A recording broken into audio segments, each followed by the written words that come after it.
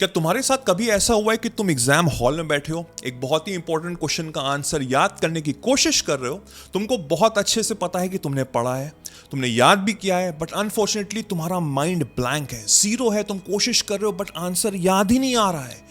तुम पैनिक हो रहे हो, तुम स्वेट हो रहे हो, दिल धड़क रहा है, बट वो आंसर नहीं याद आ रहा है। 3 घंटे अनफॉर्चुनेटली बीत गए, एग्जाम खत्म हो गया, तुम एग्जाम सेंटर के बाहर गए और जैसे ही बाहर निकले वैसे ही तुमको उसका आंसर याद आ गया।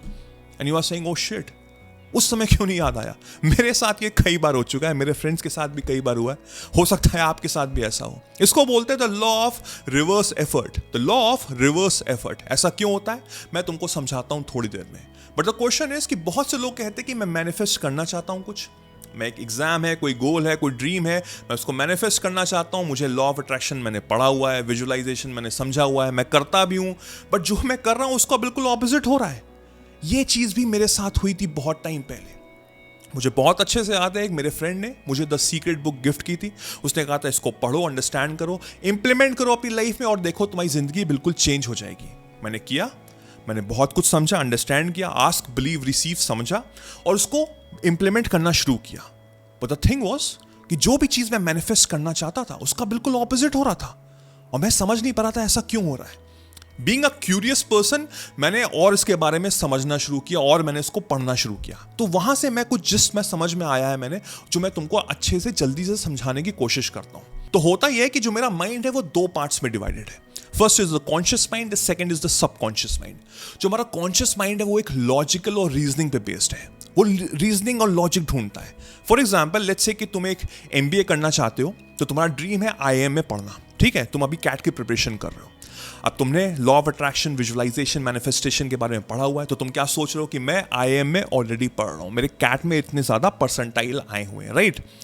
अब बीइंग अ कॉन्शियस माइंड, जो एक लॉजिकल और रीजनिंग माइंड है, वो कहता है कि पागल हो क्या, पढ़ाई में ध्यान दो, जहां तुम थे अभी वहीं पे हो, बल्कि तुम्हारे तो एग्जाम में मार्क्स भी अच्छे नहीं आ रहे हैं, तो कहां से तुम IIM में क्रैक करोगे अपने आप को। वो तुमको वापस तुम्हारी औकात पे ले जाता है। सबकॉन्शियस माइंड जो होता है, वो बोला यह जाता है कि जो थॉट तुम्हारे सबकॉन्शियस माइंड में चला गया वो चीज तो होनी होनी है। तुमको ऐसे लोग, ऐसे सिचुएशंस, ऐसे सिनेरियोज मिलेंगे जो तुम्हें हेल्प करेंगे in achieving that goal, that dream, चाहे वो कितना भी बड़ा हो, चाहे वो कितना भी इम्पॉसिबल हो। Every god damn impossible thing is possible, even impossible says I am possible. Of course logical होना चाहिए। अब तुम ये सोच रहे हो कि मछली पेड़ पे चढ़ने लग जाए, that is so stupid, right. तो कहने का मतलब यह है कि जो हमारा कॉन्शियस माइंड है वो हमारा लॉजिकल माइंड है, और जो हमारा सबकॉन्शियस माइंड है उसको हमको टारगेट करना है। कॉन्शियस माइंड होता है सिर्फ 5% माइंड को गवर्न करता है, और सबकॉन्शियस माइंड 95% गवर्न करता है। तो इट्स वेरी इंपॉर्टेंट। इसका तुम्हें एक एग्जाम्पल के तौर पर समझाऊं तो लेट्स से एक बहुत ही ब्यूटीफुल घर है, बहुत ही खूबसूरत घर है, तुम्हें देखते ही उससे प्यार हो गया, तुम्हारा मन कर रहा है उसको अंदर जाने का, और सामने एक सिक्योरिटी गार्ड खड़ा हुआ है जो तुमको रोक रहा है कि तुम अलाउड नहीं है उस घर के अंदर जाने के। That security guard is your conscious mind and that beautiful house is your subconscious mind. Conscious mind reasoning, logical ढूंढता है, और जब तक उसको तुम समझा नहीं पाओगे तब तक तुम अंदर उस घर में नहीं घुस पाओगे तुम्हारे सबकॉन्शियस माइंड में। तो यही चीज हमको करनी है। अब उसके कुछ स्टेप्स होते हैं जो मैं तुमको बहुत जल्दी समझाता हूं। होता यह है कि जब हम सोने जा रहे होते हैं, लेट्स से कि बस 5 मिनट रह गए, तुम्हारी आंखें बंद हो रही हैं, तो तुम बीटा स्टेट से तुम थीटा स्टेट में जा रहे होते हैं। Theta state is a subconscious mind state. वहां पे तुम्हारा जो रीजनिंग है, जो लॉजिक है, वो खत्म होने लगता है, सबकॉन्शियस अनकॉन्शियस लेवल बढ़ना लग जाता है, राइट। तो उस समय तुम जो फालतू की चीजें देख रहे हो, नेटफ्लिक्स देख रहे हो, फालतू की रील्स देख रहे हो, उसको हटा के अपने थॉट के बारे में सोचना शुरू कर दो। That thing that you want to achieve, एक माइंड में मूवी रन करना शुरू कर दो। बस आंखें तुम्हारी बंद हो रही है, तुम बस सोने जा रहे हो, एक मूवी रन कर दो कि हाँ तुमने वो अचीव कर लिया, इन द प्रेजेंट टेंस, कि you are actually living that life, और वही सोचते सोचते सोचते सोचते सो जाओ। तो जो तुम 7 से 8 घंटे जो तुम सोगे वो तुम्हारा सबकॉन्शियस माइंड वर्क कर रहा होता है। ये एक प्रोसेस है जब हम कॉन्शियस रीजनिंग माइंड को कम करते हैं और सबकॉन्शियस अनकॉन्शियस माइंड को बढ़ाते हैं।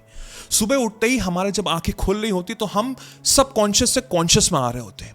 तो वो जो 2-3 मिनट जो होते हैं ना शुरुआत के, जब मेरी बस आंखें खुल रही होती हैं, अगर मैं वो थॉट फिर से दोहराऊं, वो माइंड मूवी फिर से दोहराऊं, तो उसी पॉजिटिव एट्रीब्यूट से तुम उठोगे, उसी माइंडसेट से तुम उठोगे, उसी माइंडसेट से तुम पूरा अपना दिन चलाओगे। मेजॉरिटी ऑफ लोग सुबह उठ के ना नेगेटिव थॉट्स सोचते हैं, एंड बिलीव मी, जो थॉट्स वो सोचते हैं पहला, वैसे उनका पूरा दिन हो जाता है। अब मैं तुम्हें एग्जाम्पल के तौर पर समझाऊं, लेट्स से कि तुम्हारी एक अर्ली मॉर्निंग फ्लाइट है, लेट्स से सुबह 5 बजे की फ्लाइट है, तुमने 3:30 बजे का अलार्म लगाया। अब तुम सोते हो कॉन्शियसली होके कि यार मुझे 3:30 बजे उठना है, मैंने अलार्म लगा लिया, मुझे फ्लाइट अपनी लेनी है, बहुत इंपॉर्टेंट है। कई बार ऐसा हुआ होगा, मेरे साथ तो हुआ है कि तुम्हारी 3:25 पे ऑटोमेटिकली नींद खुल जाती है। ऐसा क्यों होता है? Because that is the power of your thoughts. तुम सबकॉन्शियसली लेवल पे सोने से पहले सोच रहे हो कि मुझे 3:30 बजे उठना है, और तुम्हारा माइंड तुमको उससे पहले, अलार्म से पहले उठा देता है। इतनी पावर होती है हमारे थॉट्स में। तो इसको अगर हम डेली बेसिस पे करते हैं तो हमारा जो कॉन्शियस, जो रीजनिंग लेवल है वो कम होने लग जाता है, और सबकॉन्शियस लेवल पे वो थॉट आना शुरू हो जाता है। यहां से तुम्हारे अंदर पॉजिटिविटी और कॉन्फिडेंस आता है कि हाँ मैं कर सकता हूं।